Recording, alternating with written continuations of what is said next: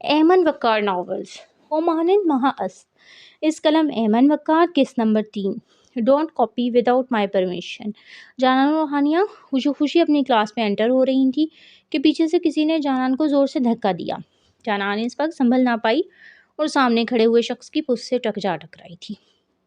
What the hell, کون جاہل ہے؟ زیان جو اپنے فون میں بزی تھا اچانک دھکے پر پلٹ کر چلایا، اف اللہ میرا سر توڑ دیا۔ جانان اچانک آفت پر بھکلاتے ہوئے اپنا سر تھام گئی تھی جو کہ اس کو دن میں تارے دکھا رہا تھا۔ او بہن جی، اندھی ہو یا اپنی آنکھیں گھر چھوڑ کر آئی ہو، جاہل لڑکی۔ زیان کی دھاڑ پر جانان بے چاری بدک کر پیچھے ہوئی تھی۔ سوری مسٹر، آپ کو بھی میری وجہ سے دھکا لگا، پتہ نہیں کس نے پیچھے سے دھکا دیا۔ Extremely sorry for what? Sorry میں کیسے معلوم کہ واقعی تمہیں کسی نے دھکا دیا؟ ہو سکتا ہے جان بوجھ کر کیا ہو۔ زیان نے دوبارہ غصے سے جانان کو سنایا تھا۔ بات سنیں، سچی اللہ پاک کا پکا وعدہ، میں نے جان بوجھ کر کچھ نہیں کیا، مجھے واقعی کسی نے پیچھے سے دھکا دیا تھا۔ جانان ہلکی سی آواز میں منمنائی تھی تو جواباً زیان نے جانان کو گھوری سے نوازا تھا۔ زیان یار چھوڑو ان بہن جی کو، خوبصورت اور امیر لڑکے دیکھے نہیں وہاں گرنا پڑنا اور لائن مارنا سٹارٹ۔ اب کی بار زیان کے بغل میں کھڑا لڑکا ہانیہ اور جانان کو اوپر سے نیچے تک دیکھتا ہوا بولا تھا، مگر اس کی بات سنتے ہانیہ کے تن بدن میں آگ لگ گئی تھی۔ او ہیلو، غلط فہمی کا شکار، خوبصورت اور وہ بھی تم، پھٹی پینٹ جیسی شکل ہے تمہاری، چلو شاباش جاؤ اور جا کے پہلے اپنی شکل آئینے میں دیکھو، بڑے آئے امیر اور خوبصورت، یہ منہ اور مسور کی دال۔ ہانیہ جو اب تک خاموش تھی علی کی بات پر غصے سے تمسخرانہ انداز میں بولی تھی، جبکہ اتنی عزت افزائی پر علی کو پتنگے ہی لگے تھے۔ اور اپنے بارے میں کیا خیال ہے بہن جی عرف کچھ کچرے پر بن بناتی ہوئی گندی مکھی؟ علی نے بھی ناک سے مکھی اڑاتے ہوئے ہانیہ کا مذاق اڑایا تھا۔ اپنے لیے ایسی بات سن کر ہانیہ کے جسم میں لاوا ابلا تھا، جس سے ہانیہ نے غصے میں اپنے اوپر نہ ہونے والے آستین اوپر چڑھائے اور علی کی جانب بڑھی تھی۔ ابے او چنگور، تم کیا ہو؟ گندے گٹر میں ابلنے والے ٹر مینڈک۔ علی بھی ہانیہ کی جانب بڑھا تھا۔ وہ دونوں ایک دوسرے کے مقابل آ کھڑے ہوئے تھے، دونوں کے سر پر ایک دوسرے کا خون سوار تھا۔ دوسری جانب جانان اور زیان منہ کھولے اپنے دوستوں کو آپس میں اس طرح لڑتا دیکھ کر سر تھام گئے تھے۔ لڑائی بڑھتی کہ دونوں اپنے دوستوں کی لڑائی روکنے کے ایک ساتھ بولے تھے، بس۔ جانان اور زیان کی آواز پر پوری کلاس میں سناٹا سا چھا گیا تھا۔ علی بس کر، چل یار چل یہاں سے۔ زیان نے آگے بڑھ کر اپنے دوست کو سنبھالا تھا۔ ہانی میری جان پلیز بس کرو اور چلو یہاں سے۔ جانان نے بھی اپنی دوست کو تھاما تھا۔ کیوں جانو کیوں؟ بس کر دوں شروع، اس نے کیا، چل ہوزے کا چھلکا۔ ہانیہ کہاں باز آنے والی تھی، اور تم مرغی کا دورہ پڑی ہوئی مریل مرغی، تو علی بھی کیوں پیچھے رہتا؟ دونوں ایک دوسرے کو کھا جانے والی نظروں سے گھور رہے تھے۔ یار مس حجابن عرف نقابن، خدا کا واسطہ ہے اپنے دوست کو لے کر جاؤ۔ زیان نے تنگ آ کر جانان سے منت کی تھی۔ جی میں لے جاتی ہوں۔ جانان ہڑبڑاتے ہوئے بولی تھی۔ چلو ہانی چلو بس کرو۔ جانان نے ہانیہ کو پیار سے ڈپٹا تھا۔ جانو یار چھوڑو مجھے، اس کی تو ہانیہ آگے کچھ بولتی اس سے پہلے ہی جانان نے اس کو زبردستی باہی کی طرف کھینچا تھا۔ چپ بس ہانی چلو۔ اب کی بات جانان نے گھورتے ہوئے آنکھیں دکھائی تھی۔ جانان زبردستی ہانیہ کو باہر گراؤنڈ میں لے کر آئی تھی اور دوسری طرف زیان علی کو لے کر کینٹین چلا گیا تھا۔ ہانیہ اور جانان کو باہر گراؤنڈ میں بیٹھے ہوئے 20 منٹ سے زائد گزر چکے تھے، مگر دونوں کی کے درمیان خاموشی چھائی تھی جس کو جانان نے توڑا تھا۔ ہانی میری پیاری سی جان پلیز منہ ٹھیک کرو۔ جانان نے ہانیہ کا چہرہ اپنی جانب کرتے ہوئے پیار سے سمجھایا۔ نہیں جانو، وہ کالا گوریلا خود کو سمجھتا کیا ہے، اس کو تو میں چھوڑوں گی نہیں۔ ہانیہ نے علی کا تصور میں دھمکی دی تھی۔ ہانو پلیز چھوڑو، ہم دونوں نے فرسٹ ڈے ہی 2 لیکچر مس کر دیے، غصے کو ایک طرف ڈالو۔ جانان کے خاموش ہونے پر ہانیہ نے کوئی جواب نہ دیا بلکہ ایک ہی نقطے کو گھورتی رہی۔ ہانیہ، ہانی، ہانو، مانو۔ جانان کے اس قدر پیار سے پکارنے پر نہ چاہتے ہوئے بھی جواب دیا۔ آخر کیسے وہ اپنی جان سی پیاری دوست کو اگنور کر سکتی تھی؟ جی جناب، چلو کلاس میں چلتے ہیں، بہت دیر سے باہر ہے۔ چلو ٹھیک ہے چلتے ہیں میم۔ جانان اور کوئی حکم؟ ہانیہ نے جانان سے بڑے معتبانہ انداز میں پوچھا تھا۔ جواباً جانان نے ہنستے ہوئے نفی میں سر ہلایا تھا۔ زایان یار وہ چھٹانگ بھر کی لڑکی خود کو کیا سمجھتی ہے؟ بڑی آئی خود کو کوئی 30 مار خان سمجھتی ہے. اچھا نالی بس کر دے. جب وہ مس کیا نام تھا یار، خیر جو بھی تھا، مس حجابن اف نقابن سوری بول رہی تھی تو بات کو بڑھانے کی کیا ضرورت تھی؟ خواہ خواہ زیادہ شوخا بن رہا تھا. اچھے سے عزت اتاری لڑکی نے. زایان نے بھی علی کو آڑے ہاتھوں لیا تھا، جبکہ زایان کے طنز پر علی کا چہرہ اور زیادہ پھول گیا. چھوڑا کلاس، چل کلاس میں، ورنہ یہ لاسٹ چانس ہے. اگر اب فیل ہوئے اچھی خاصی میٹھی میٹھی عزت افزائی ہونی ہے. علی نے ٹیڑھی نظروں سے گھورتے ہوئے جواب دیا. وہ دونوں کلاس کی جانب بڑھے تھے. میں آئی کم ان سر؟ علی اور زایان نے بھیگی بلیوں جیسی آواز میں کلاس میں آنے کی اجازت مانگی تو کلاس میں موجود پروفیسر نے دونوں کو تیکھی نظروں سے گھورا تھا. موصوف اتنی جلدی آنے کی کیا ضرورت تھی؟ تھوڑی اور دیر لگاتے، تھوڑا اور سو لیتے تاکہ کلاس میں داخل ہونے کی اجازت نہ لینی پڑتی. کلاس میں موجود پروفیسر نے بھیگو بھیگو کر طنز کیے تھے. کلاس میں دبی دبی سی ہنسی گونجی تھی. آج کا دن ہی خراب ہے. زایان اور علی اس شدت سے احساس ہوا تھا. کم فاسٹ اینڈ سٹ یور سیٹ. اجازت ملتے ہی دونوں جلدی سے کلاس میں داخل ہوئے تھے. Thank you sir. علی اور زایان اپنی جگہ کی طرف بڑھے تھے، لیکن جب اپنی جگہ پر جانان اور ہانیہ کو بیٹھے دیکھا تو دونوں کے تن بدن میں آگ بھڑک اٹھی. اٹھو یہاں سے. زایان کے چہرے کے زاویے بگڑے ہوئے کہا تھا. کیوں؟ جانان نے معصومیت سے سوال کیا. کیونکہ یہ ہم دونوں کی سیٹ ہے. زایان نے بیزاریت سے جواب دیا. تو آپ نام تو نہیں لکھا ہوا؟ جانان نے بھی ٹھیک ویسے ہی بیزاریت سے جواب دیا.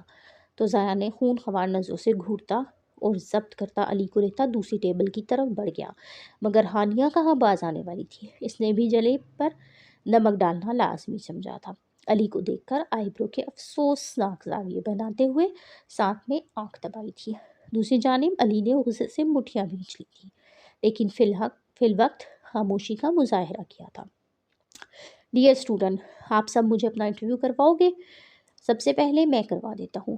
میرا نام محمد ارمغان ہے اور میں آپ کا انفارمیشن سیکیورٹی کا آفیسر ہوں. Students, now it's your turn. I am Janan Khan. السلام علیکم. I am Hania Afzal. السلام علیکم. Hello class. I am Ali Shahzad. Hey everyone. I am Zayan Kamal. اس طرح پوری کلاس نے اپنا انٹروڈکشن کروایا. پھر پروفیسر نے اپنا لیکچر سٹارٹ کیا. جانان اور ہانیہ نے سارا دن لیکچر اٹینڈ کیے. 2:30 بجے تک سارے لیکچر ختم ہوتے ہی تو سب اسٹوڈنٹ فری ہوئے. کچھ اسٹوڈنٹ گھر چلے گئے اور کچھ کینٹین کی طرف چل دیے. ہائے اللہ جانو، آج تو بہت زیادہ تھک گئے اور زوروں کی بھوک لگی ہے. ہانیہ نے اپنے پیٹ کی آہوں کو زبان دی تھی اور اپنا حال پیٹ بیان کیا تھا.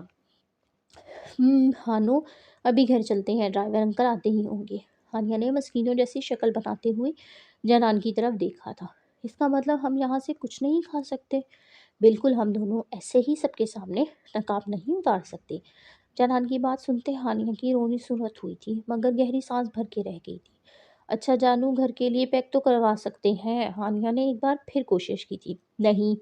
مگر جانان کی طرف سے منفی جواب سنتے ہی چہرے کے زاویے بگاڑے تھے. جانان بہن، اب بھلا وہ کیوں نہیں کروا سکتے؟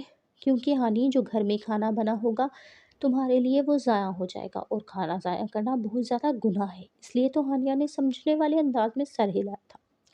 ٹھیک ہے میری ماں، جو حکم. ابھی کچھ دیر ہی گزری تھی کہ ہانیہ کی نظر علی پر پڑی. جانو یار، وہ دیکھ اس چلغوزے کو کیسے ٹھوس رہا ہے برگر. میرے منہ میں پانی آ رہا ہے. ہانیہ نے دوبارہ رونی صورت بنائی تھی. ہانی آنکھیں نیچے کرو. بہت بری بات ہے، کسی کو ایسے نہیں دیکھتے. تو مجبوراً ہانیہ نے آنکھیں گھمائی تھیں. اوف یار زایان یار، برگر کا ٹیسٹ کڑوا ہو گیا. کڑوی کریلی کو دیکھ کر قسم سے سارا کھانا اب ڈسٹ بن میں پھینکنا پڑے گا. چھوٹو، یہ سارا کھانا گن میں پھینک دو. علی نے بہت مغرورانہ انداز میں کہا. علی کی آواز اتنی بلند تھی کہ جانان اور ہانیہ نے بخوبی سنی تھی. ہانیہ کچھ بولتی کہ جانان بول اٹھی. ویٹر، جس کو سب چھوٹو بولتے تھے، اس نے کھانے کی ٹرے کو اٹھایا اور ڈسٹ بن میں پھینکنے کے لیے آگے بڑھ گیا. بات سنیں چھوٹو بھائی. چھوٹو، جو کھانا کچرے میں ڈالنے والا تھا، جانان کی بات پر رکا اور پلٹا. جی بولیں آپ بھی. بھائی مہربانی ہوگی آپ کی کہ آپ یہ کھانا پھینکنے کے بجائے یونیورسٹی کے گیٹ پر کچھ بچے کھڑے ہوں گے، وہ بھوکے ہوں گے. تو آپ یہ کھانا ان غریب بچوں کو دے دیں، اگر وہ کھا لیں گے تو آپ کو دعا دیں گے اور اللہ پاک بھی آپ کو اس کا اجر عطا کرے گا۔ اللہ تعالیٰ نے ہمیں رزق عطا کیا ہے، ہمیں ہر لمحے اس پاک ذات کا شکر ادا کرنا چاہیے، نہ کہ اس طرح رزق کی بے حرمتی کرنی چاہیے۔ علی بھائی، جانان نے علی کو مخاطب کیا، بھائی رزق کی قیمت آپ ان غریب اور مفلس لوگوں سے پوچھیں جو کئی کئی دن تک بھوکے رہتے ہیں، جن کے گھروں میں کئی کئی دن تک فاقے رہتے ہیں، جن کے معصوم نومولود بچے بھی وقت اور حالات کی تنگ دستی کی بنا پر بھوکے روتے بلکتے ہیں، کبھی پانی پر گزارا کر لیتے ہیں تو کبھی کسی کے گھر کی باسی روٹی پر، مگر جب لوگوں کو اللہ پاک نے سب کچھ عطا کیا ہے مگر جن لوگوں کو اللہ پاک نے سب کچھ عطا کیا ہے وہاں کوئی قدر نہیں، بہت زیادہ بے حد افسوس اور دکھ کی بات ہے۔ جانان کی بات کو وہاں موجود ہر ایک انسان خاموشی سے سن رہا تھا، حتیٰ کہ زیان نے بھی محیط ہو کر جانان کی بات کو سن رہا تھا۔ جانان بول کر مڑی ہی تھی کہ پوری کینٹین تالیوں سے کی آواز سے گونج اٹھی تھی، سب نے جانان کو سراہا اور دوسری طرف علی شرمندہ سا کھڑا تھا، اس کو بھی اپنے کیے پر افسوس ہو رہا تھا، اس لیے خاموش رہا، اور زیان نے جانان کو دادے کی نظروں سے دیکھا تھا۔ ہانو، چلو اب باہر چلتے ہیں، ڈرائیور انکل آتے ہی ہوں گے۔ جانان نے ہانیہ کو باہر چلنے کو کہا تھا۔ ہاں میری جانم، میری سمجھدار سی نانی اماں، چلو چلتے ہیں۔ جانان اور ہانیہ یونی کے گیٹ پر کھڑی ہوئی تھی، کچھ دیر میں ایک BMW رکی، ڈرائیور نے گاڑی کا دروازہ کھولا تو جانان اور ہانیہ گاڑی میں بیٹھ کر اپنے گھر چلی گئی۔ پیچھے علی حیران سا منہ کھولے کھڑا تھا کہ وہ جن کو غریب گھرانے سے سمجھ رہا تھا وہ دونوں اچھے خاصے امیر معلوم ہوتی تھی۔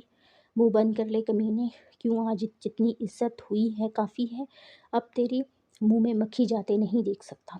زیان نے علی کیا تنزیہ نظروں سے گھورتے ہوئے بولا تھا۔ علی جو کب سے منہ کھولے کھڑا تھا زیان کی بات پر ہڑبڑاتے ہوئے اپنا منہ بند کر گیا۔ چل اب گھر چلتے ہیں۔ اوکے بھائی، اپنا خیال رکھیو۔ علی زیان کو گلے لگایا تھا۔ کچھ ہی دیر میں دونوں نے اپنی اپنی ہیوی بائکس پر بیٹھتے گھروں کی طرف روانہ ہوئے تھے۔ گھر میں داخل ہوتے ہی جانان نے اونچی آواز میں سلام کیا تھا۔ السلام علیکم۔ وعلیکم السلام۔ آ گیا میرا بچہ؟ میری گڑیا لگتا ہے تھک گئی۔ میری جانان، گل بانو جو جانان کے ہاتھ پر تو گل بانو جو جانان کے ہاتھوں انتظار میں کھڑی تھی، جانان کے آتے ہی سر پر بوسہ دیا تھا۔ جی مما جانی، مگر آج بہت زیادہ تھک گئی ہوں۔ ہائے میرا بچہ، چلو جلدی سے چینج کر کے آؤ، میں کھانا لگاتی ہوں، گل بانو بولتی ہوئی کچن کی جانب بڑھی تھی۔ جی مما جانی، لیکن پہلے نماز ادا کروں، کہیں قضا نہ ہو جائے۔ جانان نے پیچھے سے گل بانو کو آواز لگائی تھی۔ ٹھیک ہے میرا بچہ، آپ جاؤ، میں کھانا گرم کر لیتی ہوں۔ جب تک کچھ دیر میں جانان فریش ہوئی اور پھر نماز ادا کی۔ نماز سے فارغ ہو کر نیچے ہال میں ڈائننگ ٹیبل پر آئی، جہاں گل بانو اس کا پہلے سے ہی انتظار کر رہی تھی۔ مما جانی، آج بابا جانی نے دوپہر کے کھانے پر نہیں آنا؟ جانان نے بیٹھتے ہی سوال کیا تھا۔ نہیں بیٹا جانان، آپ کے بابا کی کال آئی تھی، آپ دونوں کھانا کھا لینا کیونکہ ان کی ضروری میٹنگ تھی، اس لیے وہ رات میں آئیں گے، گل بانو نے کھانا پلیٹ میں نکالتے ہوئے کہا۔ صحیح، چلیں پھر بسم اللہ الرحمن الرحیم کریں اور کھانا شروع کریں۔ زیان خوشی خوشی گھر میں داخل ہوا تھا کہ سامنے بیٹھی شخصیت کو دیکھ کر اس کی شکل ایسی بن گئی جیسے کڑوا بادام نگل لیا ہو، لیکن زیان ان کو اگنور کرتا آگے بڑھ رہا تھا کہ مصطفیٰ کمال نے زیان کو مخاطب کیا۔ کب تک کا تمہارا ارادہ ہے اس یونیورسٹی میں پڑے رہنے کا؟ 5 سال سے فیل ہو رہے ہو، وہ بھی جان بوجھ کر۔ وجہ جان سکتا ہوں؟ کیوں ہمیں ذلیل کر رہے ہو؟ تمہاری عمر کے سب لڑکے کتنا آگے بڑھ چکے ہیں اور تم وہیں کے وہیں پڑے ہو۔ زیان کی اگنورنس اور مصطفیٰ کمال کو آگ ہی لگی تھی۔ مسٹر مصطفیٰ کمال، آپ اپنی زندگی میں مصروف ہیں تو مصروف رہیں، میری لائف میں انٹرفیئر کرنے کی ضرورت نہیں، سمجھے آپ؟ زیان نے سر جھٹکا تھا۔ شرم آنی چاہیے تمہیں، اپنے باپ سے کس لہجے میں بات کر رہے ہو؟ مصطفیٰ کمال کے بغل میں بیٹھی عورت نے زہر اگلا تھا۔ ہاں ہاں ہاں، زیان نے ماریہ کی بات پر مصنوعی سا کہکا لگایا۔ مسز ماریہ، مصطفیٰ کمال آپ بے شرم کا درس سوٹ نہیں کرتا، تو لہٰذا آپ ہمارے پرسنل معاملات میں مداخلت نہ کریں، کیونکہ میں کچھ بھی بولنے سے گریز نہیں کروں گا۔ زیان نے تنگ اعصابوں سے اس عورت کو باور کروا دیا تھا۔ زیان، زبان سنبھال کر، تمہاری ماں ہے تم۔ مصطفیٰ بھی بول ہی رہا تھا کہ زیان نے کاردار لہجے میں مصطفیٰ کمال کو روکا تھا۔ خبردار جو اس عورت کو میری ماں کہا یا میری ماں سے مماثلت دی۔ زیان مصطفیٰ صاحب کی بات کاٹ کر بے لچک لہجے میں بولا۔ مسٹر مصطفیٰ کمال صاحب، میری ماں وہ تھی جس کو آپ نے بھری محفل میں سب کے سامنے رسوا کیا تھا، ان پر طلاق کا دھپا لگایا تھا۔ کیوں؟ تب کوئی خیال کیوں نہیں آیا آپ کو؟ بنا سچ جانے آپ نے بھری محفل میں طلاق کے 3 حروف بول کر موت دے دی تھی، تب خیال کیوں نہیں آیا؟ میں پوچھتا ہوں کیوں؟ زیان بدزیادتی انداز میں چیخا تھا۔ زیان اپنی ماں کے لیے آج مصطفیٰ کمال اور ماریہ پر پھٹ پڑا تھا۔ غصے سے دماغ کی رگیں تن گئی تھیں، آنکھیں خون جھلکانے کی حد تک سرخ ہو چکی تھیں۔ ماریہ کی زبان پر کھجلی تو جان بوجھ کر دوبارہ بولی تھی۔ بدکردار ماں کی گندی اولاد، ہوں! خبردار، ایک دم چپ! ایک لفظ بھی میری ماں کے پاک کردار کے بارے میں بولا تو تمہاری یہ زبان گدی سے نکال لوں گا، چٹاخ! مصطفیٰ کمال کا ہاتھ اٹھا تھا اور زیان کے چہرے پر انگلیوں کی چھاپ چھوڑ گیا تھا۔ ہاں ہاں ہاں! زیان نے زوردار بے ڈھنگا سا قہقہ لگایا۔ اس کے بے ڈھنگے قہقہے میں کیا کچھ نہ تھا، لال خون جھلکاتی آنکھوں میں درد کی شدت سے چھائی ہلکی نمی۔ واہ مسٹر کمال، آ گئے نا آپ بھی اپنی اصلیت پہ! بچپن سے اب تک آپ نے ہی دیا ہی کیا ہے؟ آپ دونوں کو آتا ہی کیا ہے ان تھپڑوں کے علاوہ؟ اور یہ آپ کی نام نہاد کی اچھی بیوی، ان کو کیا آتا ہے؟ صرف دوسروں پر بے بنیاد تہمتیں لگانا، جھوٹ بولنا۔ ڈرے اس وقت سے جب اللہ آپ دونوں کے گناہوں کی رسی تنگ کر دیں گے، اور تب کوئی راستہ نہیں ہوگا، اور خدا را چلے کیوں نہیں جاتے اپنی بیوی کو لے کے؟ خیر مجھے تو بخشی دے اور مجھ سے دور رہیں، کیونکہ مجھے آپ کی ضرورت نہیں۔ میری ماں مرتے وقت اتنی دولت چھوڑ کے گئی تھی جس پر میں آرام سے عیاشی کر سکتا ہوں۔ زیان ایک پل بھی وہاں نہ رکا اور اپنے کمرے کی جانب بڑھا گیا۔ کمرے میں آیا تو غصے سے کمرے کی ہر چیز تباہ و برباد کر دی۔ 2 منٹ میں کمرے کا نقشہ ہی بدل دیا۔